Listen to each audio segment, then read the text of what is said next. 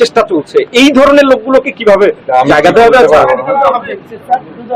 দুদকে মামলা চলছে এবং নিশ্চিত থাকতে পারেন যে এই ধরনের কোন লোক এখানে আসতে পারবে না। একটা বিষয়, উপদেষ্টাদের দুর্নীতি নিয়ে ইদানিং পত্র পত্রিকায় অনেক লেখালেখি হচ্ছে, তো বিএনপি সরকার কি এইটাকে প্রসেসে যাবে কিনা?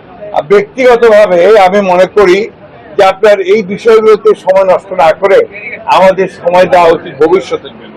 আমরা কত দ্রুত সামনের দিকে যেতে পারবো, দেশকে কি করে আপনার সত্যিকার অর্থে একটু সমৃদ্ধ অর্থনীতি পরিণত করতে পারবো, গণতান্ত্রিক প্রতিষ্ঠানগুলো শক্তিশালী করতে পারবো, সেই বিষয়গুলো আমাদের নজর দেওয়া উচিত। আর যার যেটা কাজ, দুদকের কাজ করবে, যারা দুর্নীতি করবে তাদের দেখার জন্য দুদক আছে, তারা দেখবেন, তাই না? আমরা কখনোই দুর্নীতিকে প্রশ্রয় দিইনি, দেব। তিনটা আন্তনগর ট্রেন স্যার ঠাকুরগাঁওয়ে চলে। আমরা 1.5 বছর আগে দেখেছিলাম যে বগিগুলো খুবই ভালো ছিল এবং পরিষ্কার পরিচ্ছন্ন ছিল। এখন স্যার 3টা বগি আবার দেখবেন যে সুন্দর হবে।